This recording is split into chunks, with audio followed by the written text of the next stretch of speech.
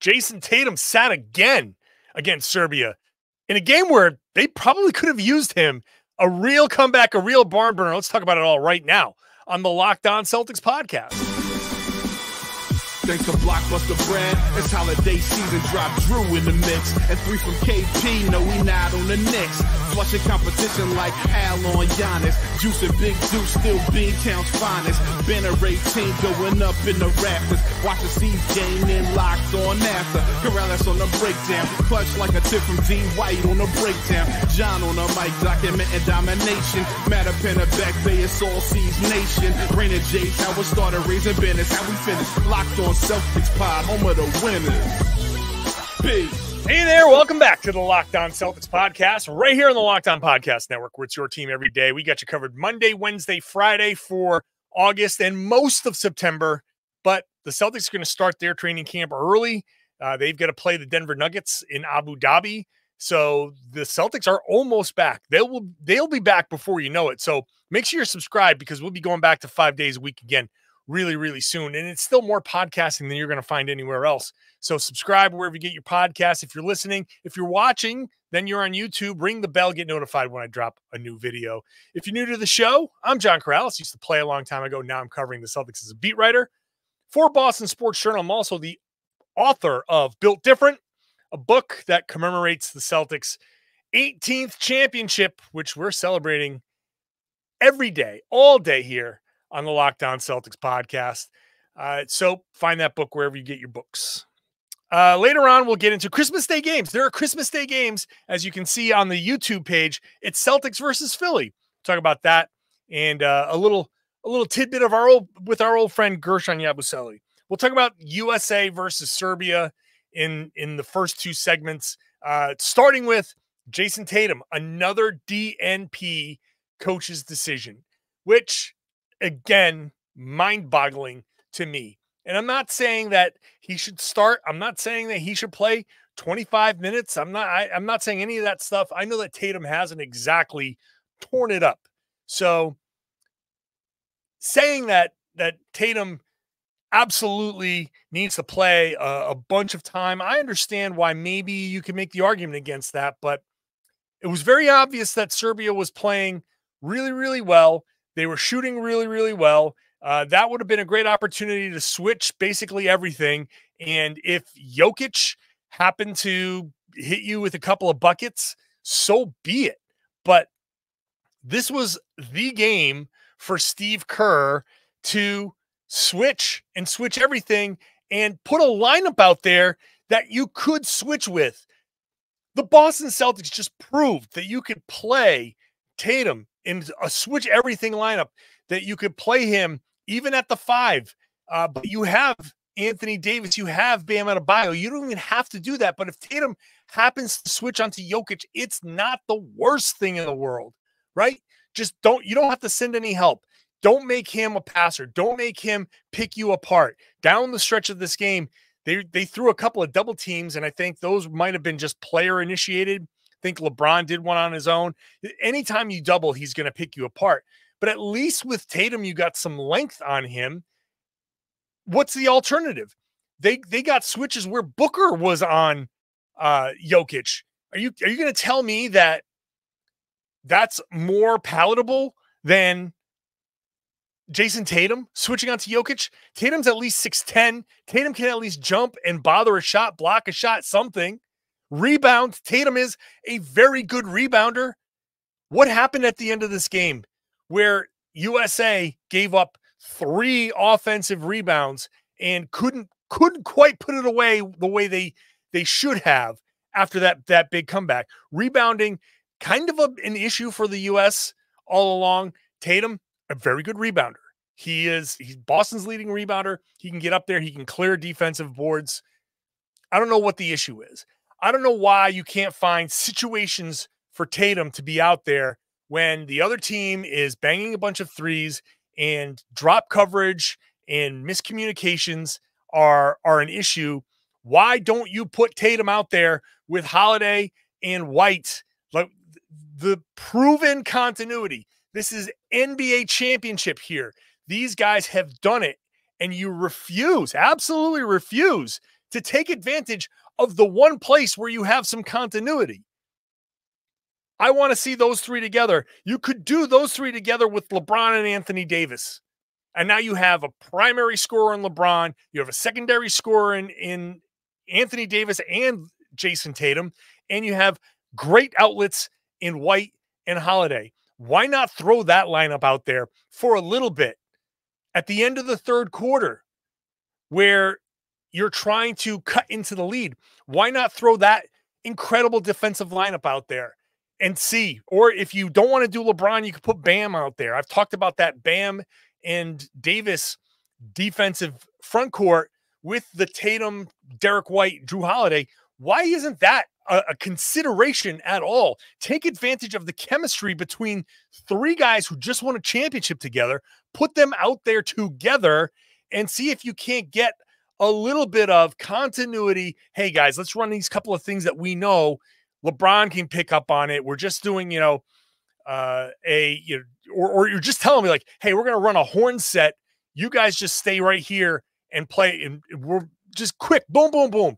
Tell them, just give them a little bit of guidance. They're smart enough. They can pick that up. LeBron can pick it up in a blink. I'm sure LeBron even knows half the Celtics plays, all the Celtics plays at this point.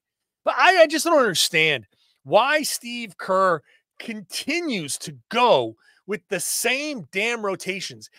I don't care what excuses he's making. Whatever excuses he throws out there, it's easily disprovable. What if he's going to say matchups? What's the matchup? What matchup against Serbia is Tatum going to lose? Right? If you switch, he's not going to lose any of those. Even if you say, oh, well, he'll lose if he switches on to Jokic. You had guards on Jokic, and he took advantage of that. He's going to get you switched no matter what. At least you get some size there. What's the thing? Is he not shooting well? That's okay. Tatum can drive. He can pass. He's a great facilitator. He's a rebounder. He's a really good defender. What's the issue here? Why can't you sit there and look at a 6'10" two-way forward and say, that guy can't help us? You damn near lost this game. You almost cost the United States a gold medal. We came into this tournament where people were like, yeah, the U.S. was dominant back with the Dream Team, but this team is just as talented. Hey, maybe even more talented. People were starting to try to start that debate. And here you are, almost. It takes a damn miracle. It takes LeBron and Steph and KD to come through in the last few minutes of this game to pull this thing out. Finally. It didn't have to be that way. And again, it doesn't matter if Tatum, I'm not saying Tatum needs to play a bunch. I'm not saying Tatum's one of the best 4 or 5 players on this team, but there has to be a role for him when you're throwing Booker out there, or when Anthony Davis is out there, not Anthony Davis, Anthony Edwards is out there stinking, just having an absolute horrible game. Use the 12-man, 12-star deep rotation that you have and be like, Ant does not have it today. And if he's not scoring, he's not helping. The defense wasn't there. Booker's defense wasn't really there. It's very rarely there. Why can't you go to the 6'10" two-way forward that you have and say, he can help? Somehow he can help. He can help get stops. He can help bother three-point shots. Serbia was the better basketball team in that game by far. It's just the United States had much better top-end superstars who did superstar, megastar things. Derek White didn't play a whole lot. He played, 9 minutes in this game? 7 minutes in this game. He didn't have a great game. He wasn't playing his best. So Steve Kerr demonstrated, hey, if a guy's not playing his best, I can bench him. I can minimize him. But there are other guys who weren't playing their best. Edwards was horrible in this game. Why did he play 13 minutes? Booker hit a big three. He did hit a big three. but he was not great in this game. It just blows my mind. Watching this from an outside perspective, the idea that, maybe Steve Kerr has been carried by Steph Curry and Klay Thompson and Draymond Green. Maybe there's something to that. I don't know. All I know is I just find it impossible to believe that Tatum didn't have, there wasn't a role there for Tatum that could have made this a little bit more comfortable. Let's talk about this game, because to me, it was Missoula ball in total effect. We'll talk about that next. Today's show is brought to you by BetterHelp. I know how a lot of guys think. I'll be fine. Whether it's work issues, relationship issues, family stuff, you say to yourself, I'll be fine. But I know for a fact that I wasn't truly fine until I started talking to somebody about it. Therapy can really help.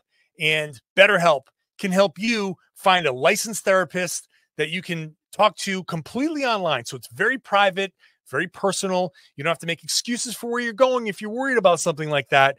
All you have to do is go to betterhelp.com/LockedOnNBA. You fill out a brief questionnaire, and then you get matched with a licensed therapist. It's all done online, so it's convenient, flexible, and suited to your schedule. If you don't click with this person, no problem. You can switch at no additional charge. So find somebody you click with. Once you do, I'm telling you, it helps. You find somebody you can trust, somebody that you can talk to, and you can start making some real progress. Never skip therapy day with BetterHelp. BetterHelp.com/LockedOnNBA. Go there right now. You'll get 10% off your first month. That's BetterHelp. HELP.com/LockedOnNBA. Hey, thank you for making Locked On Celtics your first listen every day. Go check out Locked On NBA next. There's no offseason in the NBA. And Locked On NBA provides you daily basketball analysis from national and local experts in 30 minutes or less, including me and Jake Madison on Wednesdays. So go check it out. Available on YouTube, wherever you get your podcast. Part of the Locked On Podcast Network. It's your team every day. This game, I swear, there was a point in the fourth quarter where I'm sitting there going like, they're not going to win this game. They are not going to win. I cannot believe that this is going to be like, I was expecting USA and Germany to face off. I was not expecting them to be in the bronze medal game, but USA came back. It started with Joel Embiid, right? Which, let's give Joel Embiid the credit. I am very quick to slam Joel Embiid, but he started this whole thing. Now, because I'm me, I guess, I have to point out that Embiid was giving a lot of these points back. Like, he was not perfect. The 3 offensive rebounds that they got at the end, Embiid was there. He needed to grab those. He had a very costly turnover that put them in a bad spot. He was not like, wasn't perfect, but he made the shots that he needed to make. It was his best game in the Olympics, and he definitely deserves some of the credit for starting this off. But then it was Curry, LeBron, and Kevin Durant just doing absolutely amazing things, hitting shots that were very difficult. LeBron steamrolling downhill, finishing with a crazy righty up and under layup. It was crazy. And look, to me, this is still an indictment on Steve Kerr. Like I said in the first segment, when you need Steph and LeBron and KD to bail you out, that's not a well-coached game, right? The United States and Serbia, they were at that point 15, 16-point favorites to win that game. That's a game that they should have won much more comfortably. Now, this was absolutely 100% Missoula ball at work. This was a game that we've seen a million times as fans of the Boston Celtics, where the other team makes a bunch of 3-pointers. The Celtics don't make a bunch of 3-pointers. They need, and if it wasn't for Steph Curry early, especially, would he have 17 first quarter points? Ridiculous performance. This would have been out of hand. They would have lost. But the other team just making a ton of 3-pointers. They had made 15 through 3, but then Serbia, just if you hopefully play good defense, which maybe they weren't playing their best defense, and this is on the players. If they had played better defense, maybe they could have gotten this in check earlier, but these guys, Serbia, they were making a ton of 3-pointers, and the U.S. was cold outside of Curry. It took halfway through the first quarter before anybody outside of Curry made a shot, and that was LeBron. So, but the fourth quarter, 0 3-pointers for Serbia, which that right there is the difference. If they had hit just one of those shots, in fact, they had one at the end, who I don't remember who it was, but it was absolutely completely wide open, a complete defensive breakdown. I want to say Joel Embiid was part of the responsibility there. There were a couple of blown switches, blown assignments where Embiid was part of the responsibility. Sorry, that's not hating. That's just a fact. But Serbia missed. And one of them, Noah Eagle, who's done a great job, was like knuckleball. Like the shot just looked bad from the beginning. And maybe Serbia kind of had that deer in the headlights type of look, that feeling of, oh God, LeBron's doing this, Steph is doing this, KD is doing this. But it never should have gotten there. If they had just played good basketball, and they got crap from their bench. They really did not get much from their bench. 4 points. 4 points from Anthony Davis, 9 from Durant. I don't even really consider him part of the bench. But yes, he's off the bench. But 0 from Bam. He had nothing. Anthony Davis, 4 points, one made basket, 1 of 1, and 2 of 4 from the line. Edwards, 2 points, 1 of 3 shooting. Complete nothing. Derek White, 0. That not a great Derek White game. But Steph, 36 points, 9 of 14 from 3. Joel Embiid, 8 of 11, 2 of 3 from 3, 19 points. LeBron, 16 points, 12 rebounds, 10 assists, triple-double. Got that done in the fourth quarter to go with a steal, just 2 turnovers. Incredible I mean, LeBron's out there doing this. I've said this before, but it is kind of nuts to be like looking at a team and rooting for a team, and it's LeBron and it's Steph and it's Embiid and these guys. So I feel like part of this was the shooting variance kind of leveled off finally. The Serbs were super hot from 3. I do not know what Bogdanovic, what his issue is with Carmelo Anthony. He kept hitting 3-pointers. He was 3 of 7, I think, through 3 quarters. And he was hitting shots. He's turning to Carmelo. He's doing the 3-point thing. Like, what's the backstory on that? What did Carmelo Anthony do?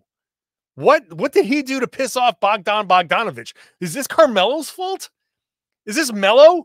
Like, he said something to these guys. Did he say something and it motivated them? Where's that? I couldn't find anything on that. But Bogdanovic kept like doing the 3-pointer to the head thing, and he was 0 for 3 in the fourth. So got to be careful when you're doing your trash talk. You got to finish that off. If you're going to talk that trash through 3 quarters, you better have a hell of a fourth quarter, and he didn't. And it was part of why they lost. All in all, as I said before, Serbia played better basketball. They were the better basketball team in this game. But the U.S. had LeBron, Steph, and KD, and they were much better basketball players than anybody else on the floor. And that's why the United States won, because Steph Curry was unconscious doing Steph Curry things, KD hitting buckets down the stretch, and LeBron going downhill. I think there was a 7-0 run there late in the fourth quarter to finally retake the lead and kind of just take the game back. we'll see how they do against France. I expect them to win, and we'll say, none of this matters.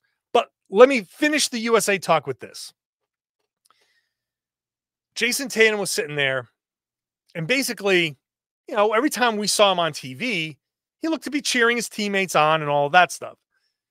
But Adam Himmelsbach from the Globe is there in Paris, and he said from his piece in the Globe, Tatum appeared disengaged on the bench for much of Thursday's game, and his frustrations over the past 2 weeks have been apparent. Tatum is just 26, and this is probably the final Olympics for the core of this basketball team, LeBron, Curry, Durant. So if keeping Tatum part of USA basketball remains a priority, some relationships may eventually have to be repaired. And that is a great point by Adam Himmelsbach. Tatum is going to be one of the centerpieces, I think, moving forward of Team USA. He's 26. His next time around, he'll be 30. So the next time around, he'll be a part of this team. Is he going to do it if Steve Kerr is the head coach? Did they play Anthony Davis as much as they did because they can't piss him off because he's going to be the star of Team USA in 4 years? Is that why they're playing Devin Booker so much? What's the deal? Tatum is going to use this as motivation. We'll see if he wants to play for Steve Kerr down the road, if Steve Kerr is the coach of Team USA.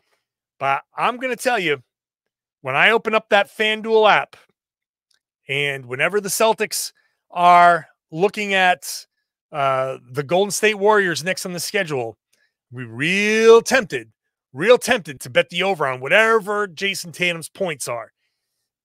You heard Peyton Pritchard say this on, I forget what podcast he was on, but he says Jayson Tatum should use this as motivation.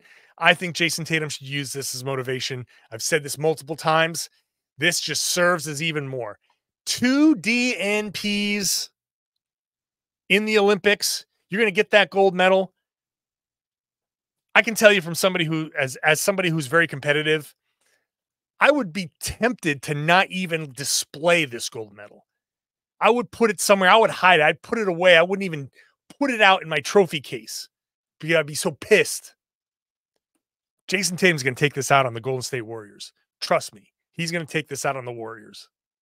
That's going to be must-watch basketball. All right, we'll table that. They play again on Saturday, so I'll make this part of the Monday podcast if they win gold and see what happens there. In the meantime, Christmas schedule is out, and we'll hear from Gershon Yabusele. That's all coming up next. Today's show is brought to you by FanDuel. You can make every moment more at FanDuel because all summer long, FanDuel is hooking up every single customer with a boost or a bonus every single day. So there's something for everybody all summer long. It's starting to ramp up, right? The Patriots are playing their preseason game. Football is back. NBA is right around the corner. They're going to be back next month. So we're almost all the way back with sports. But until then, you can still find a lot of action over on FanDuel. In fact, we were just talking about all that Team USA stuff.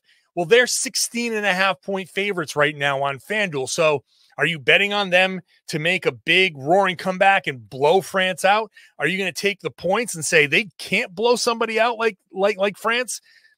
Whichever one you want to do, you can go over to FanDuel.com. Start making the most out of your summer. Use the tools that they have available so you can set your budget and you can gamble responsibly. Just have some fun because that's what we all want to do. Have some fun with our disposable income.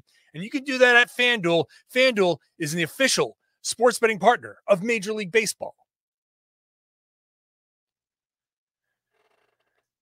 The Christmas schedule has been leaked by Shams Charania, starting with, well, I don't know if this is going to be the exact order, but maybe it is. Spurs at Knicks, so they get Victor Wembanyama on there. Timberwolves at Mavericks.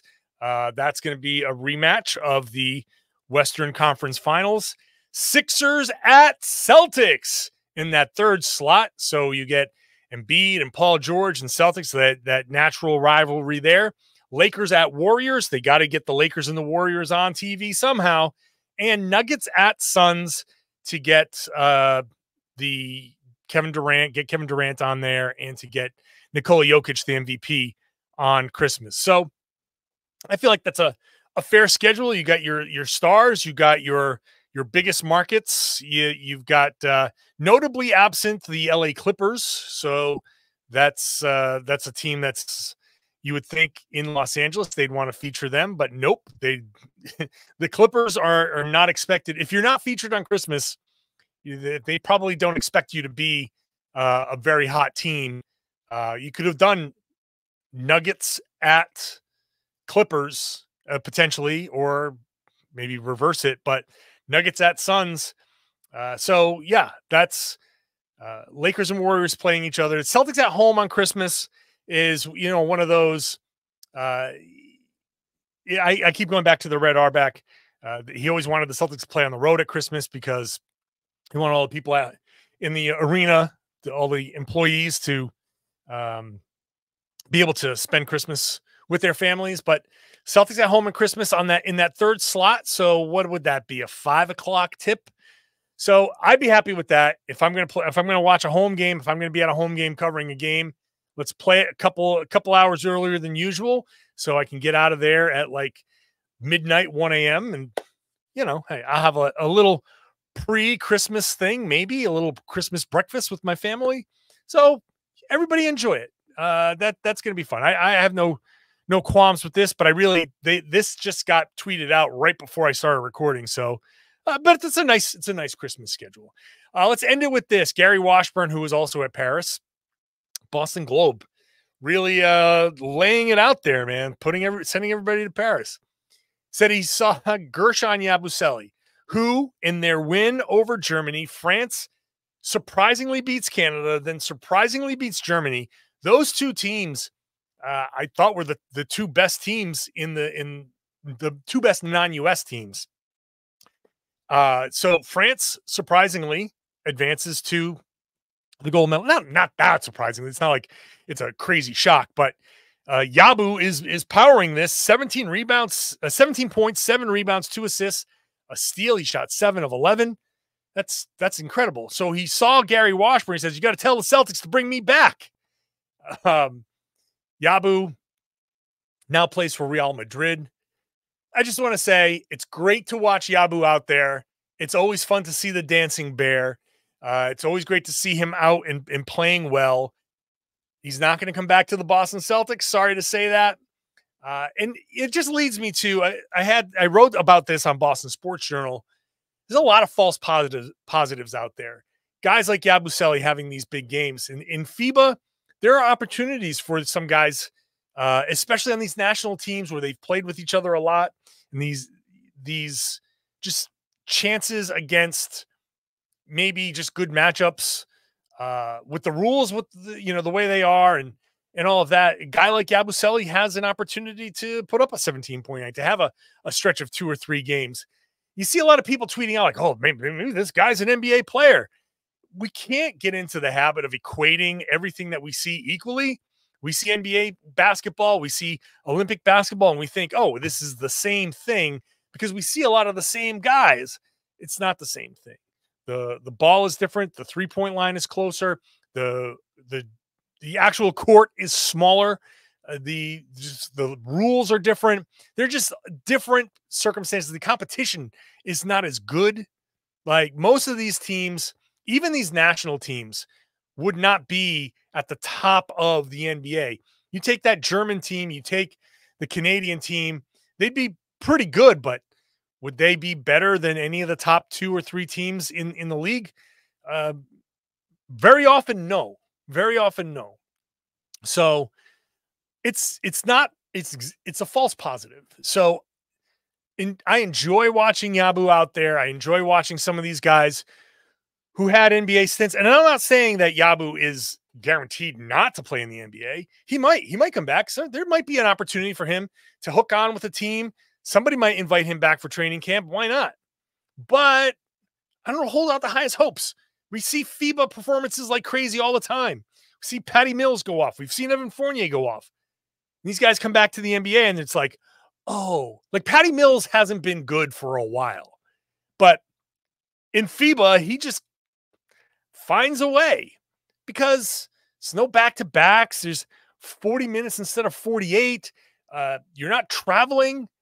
All of these games were in one city, right? And then after Lille, they went down to Paris. So they drove an hour and a half, went down to Paris, and now they're playing a bunch of games there. So there's no travel. There's none of these circumstances. There's no media. There's none of this stuff that wears on you like the NBA does, right? It's just a small tournament. It's an important tournament. It's a big tournament, but it's still a relatively small tournament that's played over a couple of weeks, 2-3 weeks, and doesn't have a lot of the stuff in the NBA that actually can be the difference between some of these guys making it and not making it. I don't want to be Mr. Buzzkill. I hate being that, but I always want to keep it real. I always want to be real. When people are looking at Yabu and saying, ooh, can we get him back? Like, maybe, but wouldn't expect anything of him. I just don't. But it's great to see. And hey, we're going to see Yabu against a bunch of Celtics. We're going to see him in that USA game, that gold medal game. So that's going to be fun. That's the Friday show. I want to say thank you for people who are still sticking with me through. I know it's not as big an audience as it was through May and June, but thank you for those of you who are here, who are sticking around, and who are still here at the end of the show in minute 31. I appreciate you being here, being an everydayer, being such a loyal fan and listener. I really do appreciate it. It really makes me happy, makes it all worth it. So thank you. If you are a subscriber, if you're not a subscriber, you're still here. That's amazing. Please subscribe, watch the show on YouTube, get into the comment section. Let me know what you think. And then I would love it if you share the podcast and tell everybody that they should be listening to and watching the Locked On Celtics podcast here on the Locked On Podcast Network. It's your team every day.